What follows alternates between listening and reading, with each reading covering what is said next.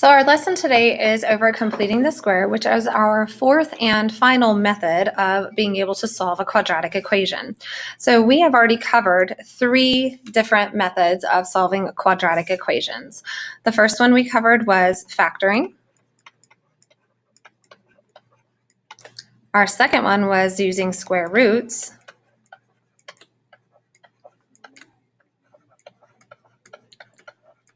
And just recently, we also covered the quadratic formula.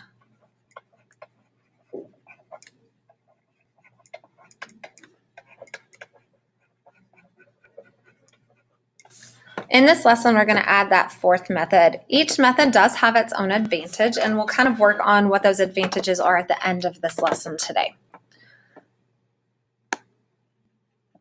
So as with the quadratic formula, completing the square can be used to solve any quadratic equation.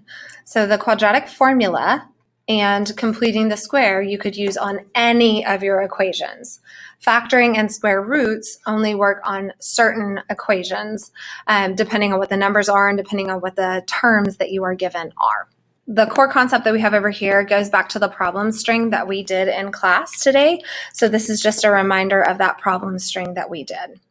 So what we're doing on these first few problems is finding the value of c that makes the expression the perfect square trinomial, and then we'll write the expression as a square of a binomial.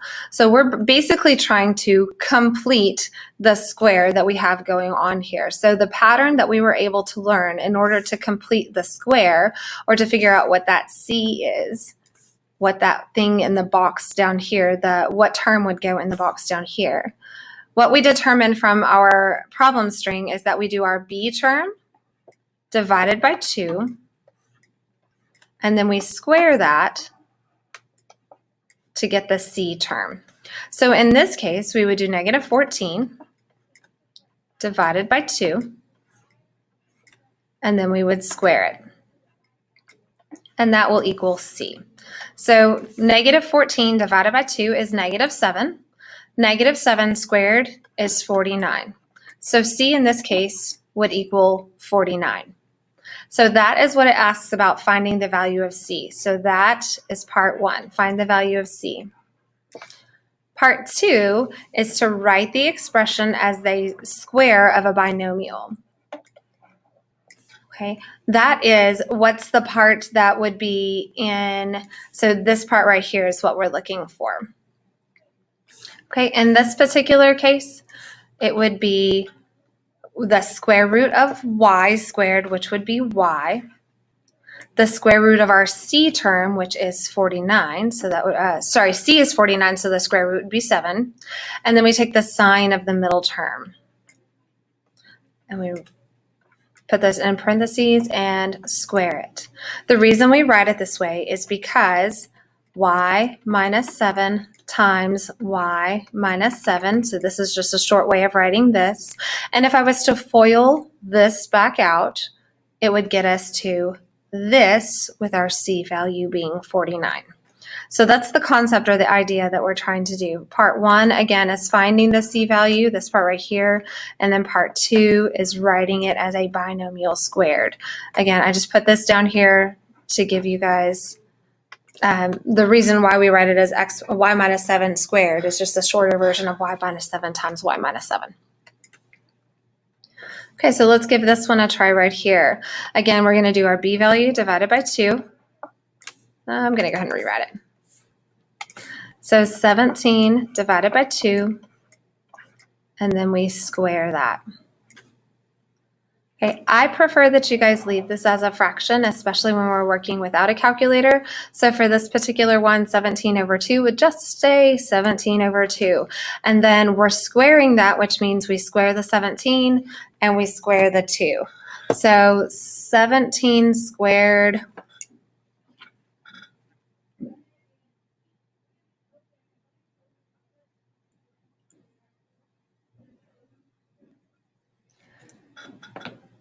So I prefer you guys leave this as a fraction, and then we're going to square that fraction. If the fraction reduces, great, but in this particular case, it doesn't. So we're going to say 17 over 2, and then we're just going to square that. So I'm going to do 17 squared and then 2 squared. So 17 squared would be 289. 2 squared would be 4. So that is my C value. So again, that was part 1, the find the C value. Part 2, we need to write it as a binomial squared. So my trinomial right now is x squared plus 17x plus 289 over 4. In order to write it as a binomial squared, we take the square root of the first number. So the square root of x squared is just x. The square root of the last number, our c, which the square root of this, what I'm looking for is the square root of 289 and the square root of 4. Well, the square root of 289 is just 17. And the square root of 4 is 2. So that's why I want you guys to leave it as a fraction, because it actually makes it really easy to go back and write this as a binomial squared.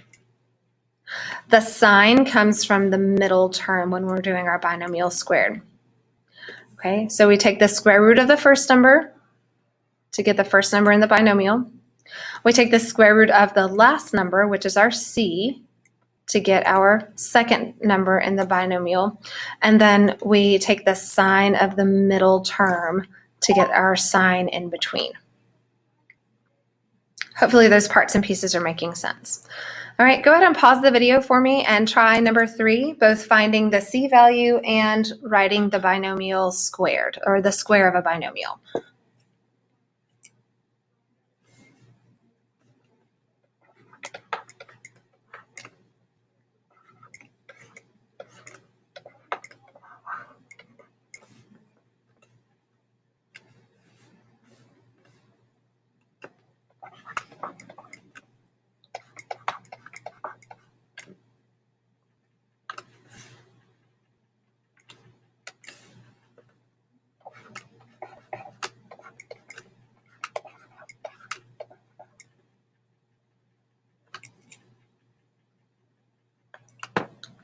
Okay, if you're back, hopefully you were able to figure out that our C value should be 144, and then our squared binomial would be m plus 12 squared.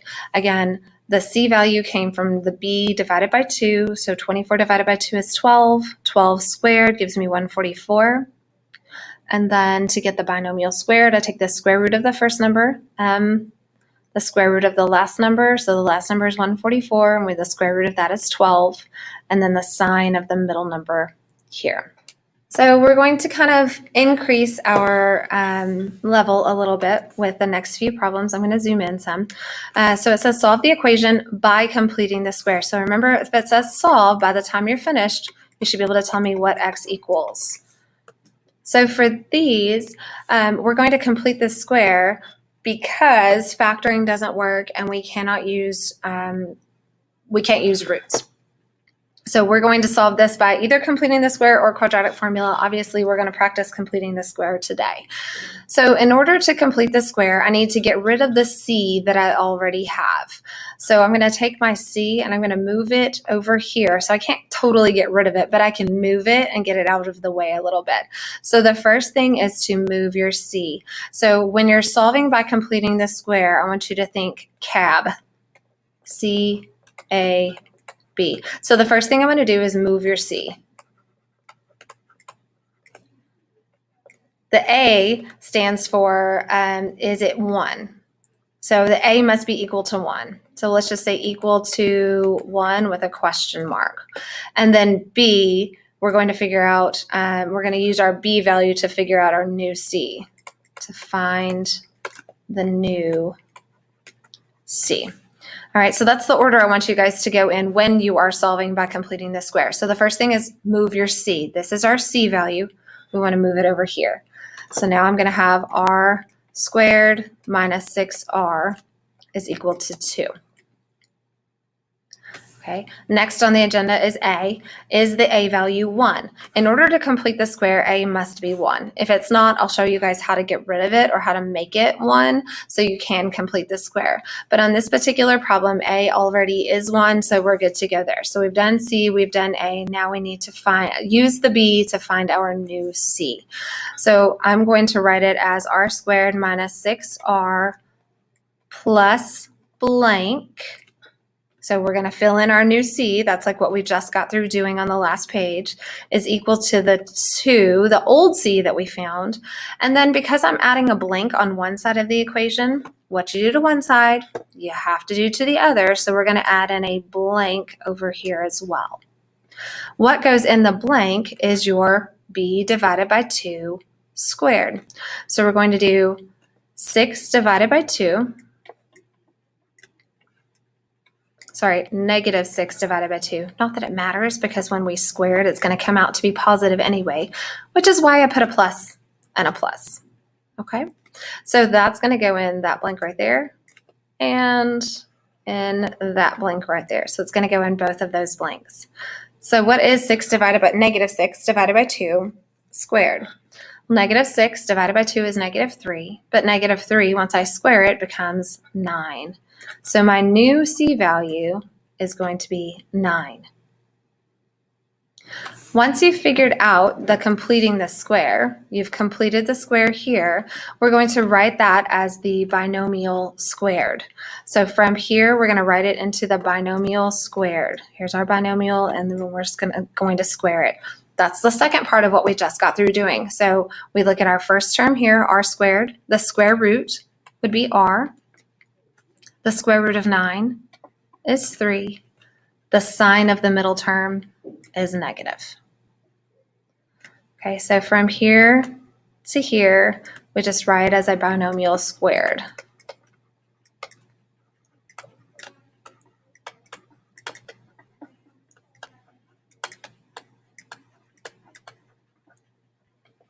Okay, so that's what I did in the purple, was just write it as a binomial squared.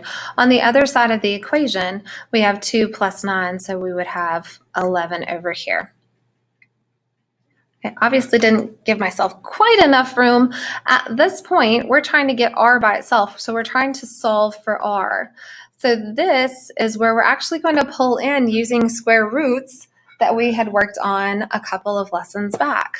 So we're going to say now use square roots to solve.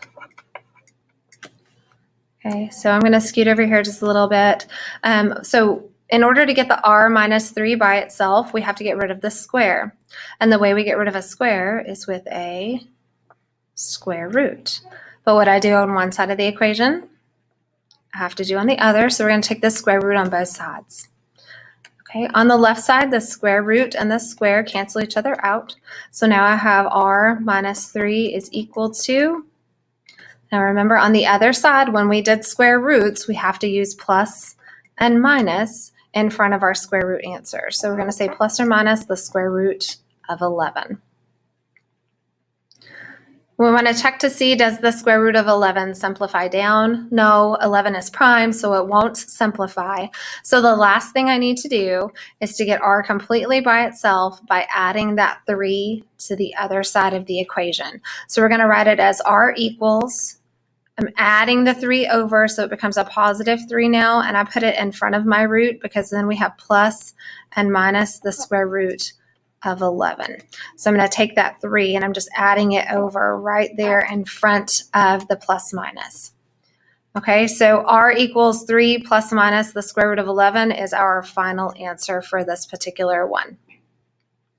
Now, if you guys will remember, what we're finding by solving for a quadratic is that we're finding the x-intercepts. So for this particular problem, you're telling me that the x-intercepts are 3 plus the square root of 11 and 3 minus the square root of 11. So I want to jump over to Desmos real fast and just show you guys a visual of what you just found. All right, I've made it over here to Desmos, and I went ahead and typed in the equation that we were solving, which was the r squared minus 6r minus 2. So I just typed it in, obviously using x's instead of r's. And then if you'll notice here, we have our x-intercepts, negative 0.317, which is kind of an ugly number. And then over here, another nice, really ugly number. So I actually want to check and make sure, are those x values, the x values that we found, which are 3 plus the square root of 11 and 3 minus the square root of 11. So in order to check that, what I'm going to do is come down here. I'm going to type in, like I would type in a coordinate point. And I'm going to type in 3 plus, and then this SQRT would give me a square root of 11, comma, 0. And if you'll notice, once I do that, it actually popped up that point right there, which is our coordinate point for our x-intercept. And then I could do the same thing to find the other one. So parenthesis 3 minus SQRT 11, and then 0, and there is our other x-intercept. So this is a good way for you guys to check, either using Desmos, or you can do the same thing in the TI calculator that you guys have installed on your Chromebook if you want to use that. But this is a good way for you guys to check. Once you get your solutions like we did over here, you can come to the graph over here, graph the parabola, and then type in your two coordinates for your x-intercepts and see if they actually match or if they work. So we're ready to give number 5 a shot now. So same concept, CAB, we're going to do CAB again. So the first thing again is to get rid of our C value. So I'm going to subtract that 28 over to the other side. So minus 28 on both sides. And in the process, I'm going to go ahead and write in my blank as well. So x squared plus 10x plus blank equals, and over here 0 minus 28 would be negative 28, and then plus blank. Again, move your C. Now we need to check and make sure, is A equal to 1? And yes, my A value is equal to 1. So then we're able to do find our new C. Okay, so in order to find our new C, we're going to do B, which is 10. I'm going to squeeze that in a little bit. 10 divided by 2 and squared. B over 2 squared, and that's going to go right here and right there. So 10 divided by 2 is 5. 5 squared is 25. Okay, so we have completed the square. That is what complete the square is. The next part is to write it as the binomial squared. So this is where we're going to do x. So the square root of x squared is x. The square root of 25 is 5. We write the square on the outside. The sign of the middle term is plus, so we're going to put a plus in there. And then on the right side, we have negative 28 plus 25, which is negative 3. Okay, so first we completed the square. That's what we did here. We wrote it as a binomial squared. That's what we did here. And now we're going to solve using square roots. So this is where I'm going to take the square root of both sides. Again, my square and square root on the left side cancel out, and I'm left only with x plus 5. On the right side, I took the square root of a variable on the left, so on the right side I have to put plus and minus, and the square root of negative 3. Now we will not leave a negative under the square root. We know how to simplify that now. So that negative under the square root will turn into an imaginary, into an I. So we're actually going to take the negative out, and we're going to write an I right in front. And at the same time, why don't we go ahead and subtract that 5 over to the other side? So I'm kind of doing two things here at once. I'm going to subtract 5 on both sides. So x equals negative 5 plus and minus. And then I'm going to get rid of the negative that's under the root. So remember, a negative under the root turns into an imaginary, an I outside the root. So those would be our two imaginary solutions. Negative 5 plus I square root of 3 and negative 5 minus I square root of 3. If I go back to Desmos and graph those,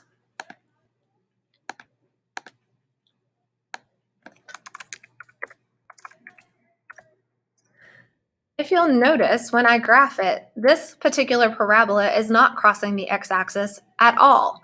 There are no real x-intercepts or no real solutions, which is why over here we got two imaginary solutions. So another good way to kind of check and make sure, did you get real solutions over here? Because over here on the graph, it's not actually crossing the x-axis. All right, number 6, our last one of these examples. We're going to again do CAB. Move my C, check my A, and then find our new C. So for this particular one, my C actually already is on the right side of the equation. So I don't have to move the C, it's already over there for me. So that part was kind of nice. Then the next part I need to do is check my A. Is my A 1? And in this case, it is not. So what we're going to have to do is divide both of these by 2. I'm basically factoring out a 2. I'm going to divide by whatever A is. It does not matter if it's not a GCF. I know we've been working with GCFs a lot, but in this particular case, we're going to just divide by A. So divide by A is what I'm doing right here for this one.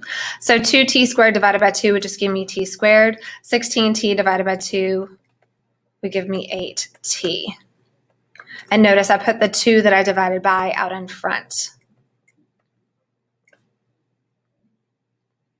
All right, so that is making my A1. So now we're only working inside here as far as the completing the square part is concerned. The 2 will stay out there, but it's not going to affect my process.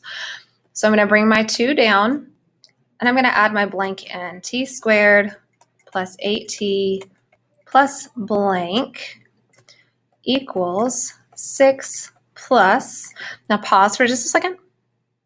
If you'll notice on this side of the equation, all 3 of these terms are being multiplied by 2. That's why we have parentheses there. So technically, when I added a blank over here, my blank is being multiplied by 2. So when I add a blank in over here, I got to put my blank in, but I also have to multiply it by 2. So whatever I put in that blank has to get multiplied by 2, just like it's going to be multiplied by 2 over here. So now let's go ahead and fill in our blank. So again, that would be b divided by 2, and then we're squaring it. That's going to go here and here. So 8 divided by 2 is 4. 4 squared is 16. So that's what's going to go in both of my blanks. And then for this 16, we're actually going to go and multiply it by 2 here in just a second. But that's why I write it out 2 times, and then my blank would be 16. All right, so that is the completing the square. So that's my one big step to complete the square. Step 2, let's write it as a binomial squared. So I'm going to bring my 2 straight down, and then we're writing this, only this part right here, we're going to write as a binomial squared. So the square root of t squared is t, the square root of 16 is 4, and then we square it, and then the sign of the middle is plus, so we put a plus in between. Equals, on the other side, 2 times 16 is 32. 32 plus 6 gives me 38. All right, next we want to solve by using square roots, but I need to isolate the t plus 4 squared before I can do square roots. So we worked on that when we were talking about square roots before, but just as a reminder, you can't have anything in front of or behind if you're about to use square roots. Whatever it is that's squared is what needs to be by itself. So before I can do my square roots on this one, I have to divide both sides by 2. So my 2's cancel here. And now I have t plus 4 squared equals, and 38 divided by 2. All right, now I'm ready to go ahead and solve with my square root. So we're going to take the square root and the square root. All right, my square and square root cancel out on the left side. So this guy cancels out with this guy. I'm going to hop down here. T plus 4 is equal to plus and minus in front of my square root, and we have 19. Always check to see, does the square root simplify? And in this case, the square root of 19 does not. 19 is prime. So the last thing I need to do is take my 4 and subtract it over. So t would equal -4 plus and minus the square root of 19. All right, those are real numbers. They may not be pretty, but they are real. So I could go through and graph this and make sure that it's crossing the x-axis at -4 plus the square root of 19 and -4 minus the square root of 19. If you choose to do that, though, you're going to have to take that 6 and move him back over there first. Okay, you have to make it equal to 0 before you can graph it. So just a heads up as far as that's concerned. Completing the square can also be used to change a quadratic from standard. Remember, standard form is ax squared plus bx plus c to vertex, which is the a x minus h squared plus k form. Okay, really to me, completing the square is more useful to change it from standard to vertex form than it is to solve. But some people really like the whole process of completing the square, and they would prefer to use completing the square to solve versus the quadratic formula. So it really kind of is just your own preference, what you're most comfortable with. So write the quadratic function in vertex form. So if I'm being told to write in vertex form, that's kind of my red flag that I need to complete the square. So this means complete the square. Anytime that you're being told to change it into vertex form and it's already in standard form, that's kind of a red flag. You need to complete the square. My goodness. And then the other part is identify the vertex. So that's part 2, identify the vertex. So 2 pieces to this problem. Let's change it into vertex form and then identify the vertex. And actually those are very simple and not anything new from what we've done today, just using it in a different way. So then we have x squared plus 6x plus 22. Instead of having it equal f of x on this side, I'm going to turn f of x into 0, and I actually like to put that on the right side. It doesn't matter if I put equal 0 on the front or on the back, it will work either way. I tend to like to put it towards the back. Okay, so now we have our equation here. Again, we're completing the square, so we need to do CAB. So I'm going to move my C, check my A, and then use my B. So x squared plus 6x. I'm going to move my C over, and I'm going to go ahead and add in my blank at the same time.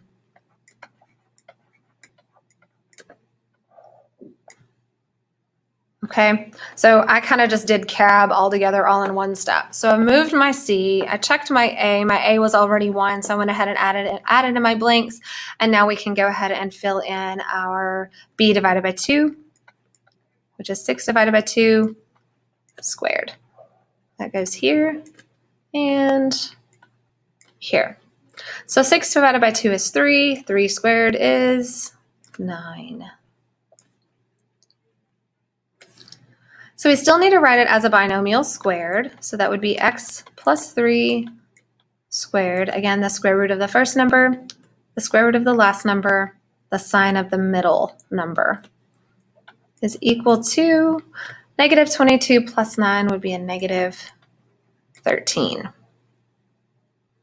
Okay. Hopefully this looks kind of like vertex form, right? We're starting to make it sort of look like that. The one thing that we need to do to change it into vertex form is to move my C back over.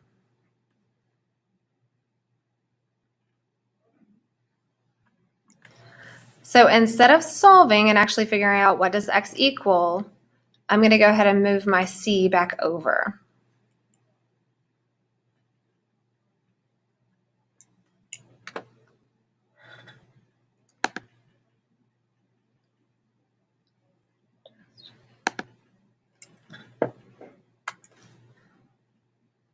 All right, so I'm going to do plus 13 So now we have x plus 3 squared plus 13. And you can put equals 0 at the back, or remember we changed that f of x into 0. So we're going to change that 0 back into an f of x. So that's my vertex form.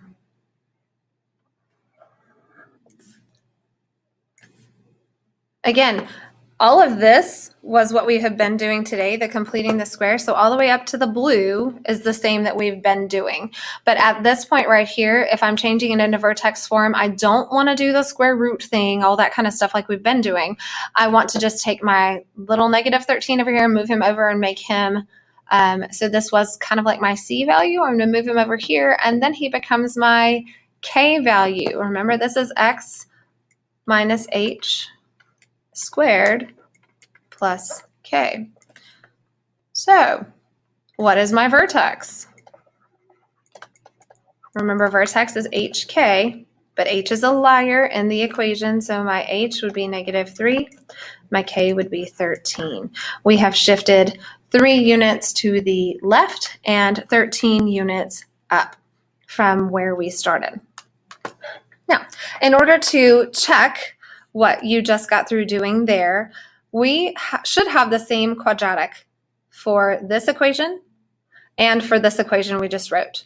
So what I'd like for you to do is go to Desmos, type this in, and you should get the same quadratic twice, because all we did was change the form of the quadratic. It's the same quadratic, it just looks different. So go to Desmos for me and type those two in, and let's double check and make sure that we have this right. All right, I'm in Desmos. I've gone ahead and typed in both of my equations, both the one that I was given in the problem here and then the one that we just came up with vertex form here. And if you'll notice, I did have to zoom out a little bit. You can zoom in and out, just pinching, okay? And if you'll notice, I have the same quadratic twice. I'm turning the second one off and on so that you can actually see the red that's underneath it. But we have the same quadratic twice. And the vertex should be at, we said negative 3, 13. So I can tap that coordinate point in, and that is the lowest point on my parabola. All right, so on this last little box is a concept summary. Basically, these are my 4 methods. I have graphing on there, but graphing to me is just a way to check. It's not really a way to solve because it doesn't give me good values most of the time. So these are my 4 methods for solving a quadratic, and kind of when to use each one of those methods would be, so kind of giving you some tips or some tricks as far as when to use each one of those methods. Again, I would say graphing I would not use for, I mean, you can use it for approximate solutions, but I would say to check. Graphing is a great way to check and make sure your solutions are right, but I don't think it's a very good way for us to get accurate solutions, because it did say on there you would have to approximate them. All right, so again, a square root, you would only want to use a square root when you have something squared. So just a variable squared, a u squared, an x squared, a k squared, whatever. But you only have one variable, and that variable is squared. All right, factoring, remember factoring is where we were using our little box like this. And we had our little hopscotch squares over here. I know it's been a minute since we factored, but that's factoring.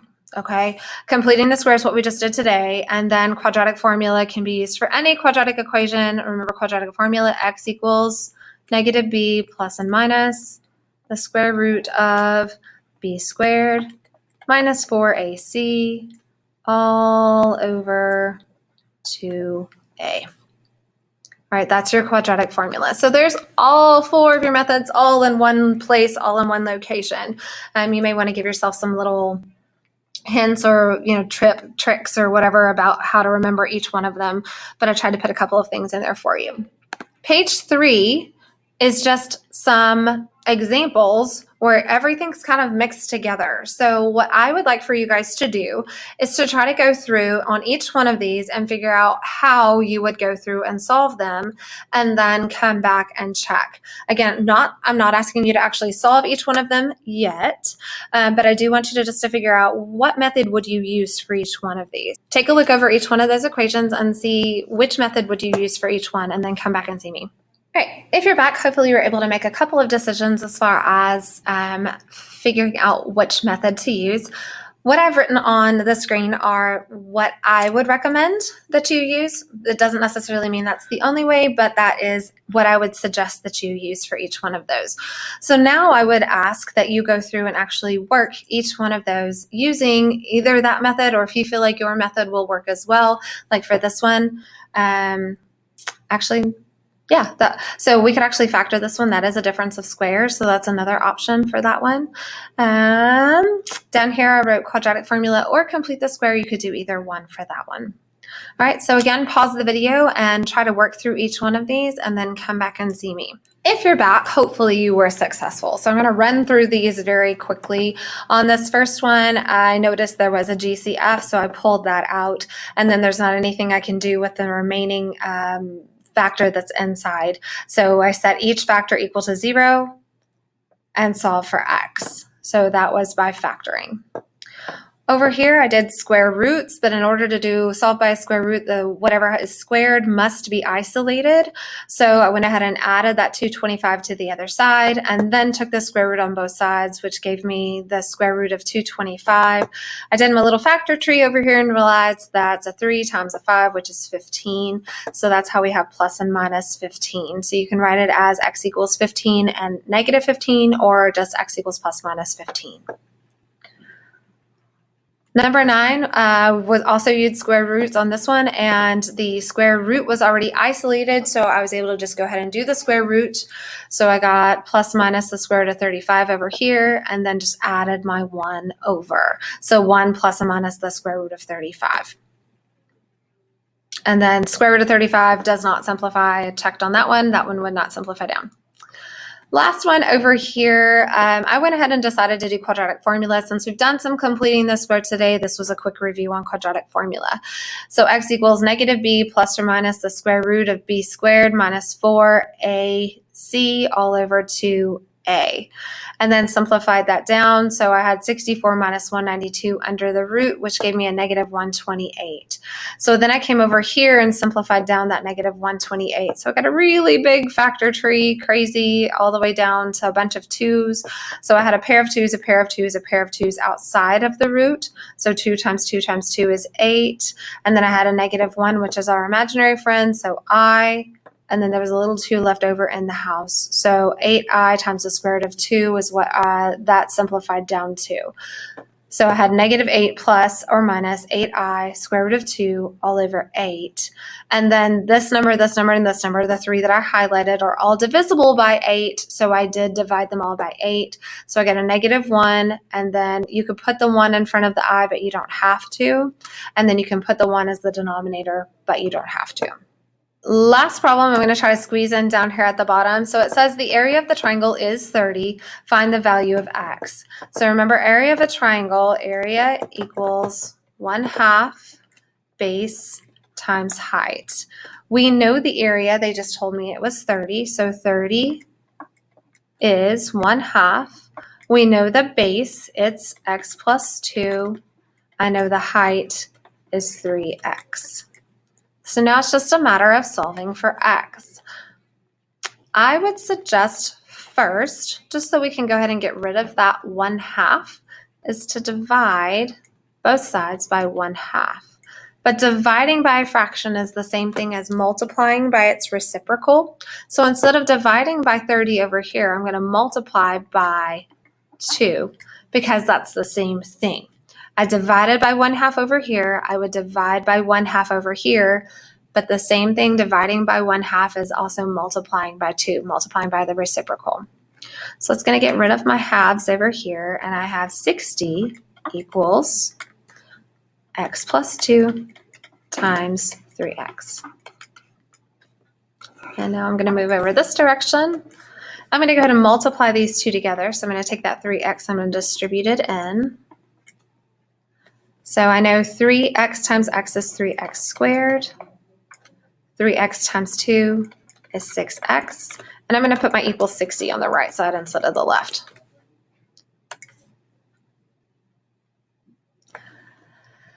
Now I'm taking a look at this guy right here. And let's see. what method do we want to use? I can't use square roots because I have an x squared and an x. Might be able to factor this one. Let's see if this guy will factor.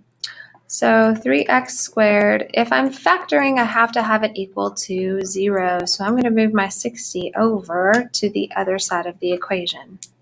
So it becomes a negative 60. All right, I notice that all three of those do have a GCF of 3. So I'm going to divide a 3 out, which leaves me x squared plus 2x minus 20 equals 0. And unfortunately, I don't think that that will factor because I'm looking for factors of 20 that have a difference of 2 if we're doing our factoring puzzle. Nope, that's not going to work. Darn it. Okay, so I can't factor, I can't do square roots. I think I'm going to have to either do quadratic formula or complete the square. So I'm going to go ahead and erase what I have here, and I'm going to do completing the square, since that's the lesson we were working on today. So it won't factor, can't do square roots. I could do quadratic formula or complete the square. I'm going to complete the square. So in order to complete the square, we move our c. It's already moved to the right side.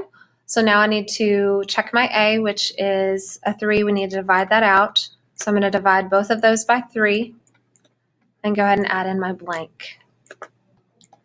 So 60 plus, remember my blank is being multiplied by 3, so I'm going to do 3 times my blank over here. Okay, what goes in the blank is b divided by 2 squared, so 2 divided by 2, and then we square it. So 2 divided by 2 is 1. 1 squared is 1. I'm going to write that as a binomial squared, so we leave our 3 on the outside, and then we have x plus 1 squared. And then on the other side, 3 times 1 is 3, plus 60 is 63. Now I can solve by square roots, but I have to isolate the square first, so I'm going to divide by 3 on both sides. Divide by 3, divide by 3. So x plus 1 squared equals 63 divided by 3 would be 21. Sorry, I've got a bunch of arrows over here. Obviously did not give myself quite enough room to write all of this. Now we can take the square root on both sides. So square root, x plus 1 equals plus minus the square root of 21. And then we're going to draw an arrow way up here. So I'm going to subtract that 1 over to the other side. So x would equal negative 1 plus and minus the square root of 21. All right, if I was to calculate those two values out, I'm going to plug those into the calculator real fast. So negative 1 plus the square root of 21 would be approximately 3.583. 3.583, and if I do negative 1 minus the square root of 21, I get negative 5.583. Now, if I'm trying to find an x value that would be representative of a side or a part of a side of a triangle, if I put a negative value in place of x here, that makes the measurement of that entire side negative, which does not work. So this solution right here is an extraneous solution, and we would only say that this is the correct solution, which would be the negative 1 plus the square root of 21 value. We would not use negative 1 minus the square root of 21. Again, that gives us a negative number.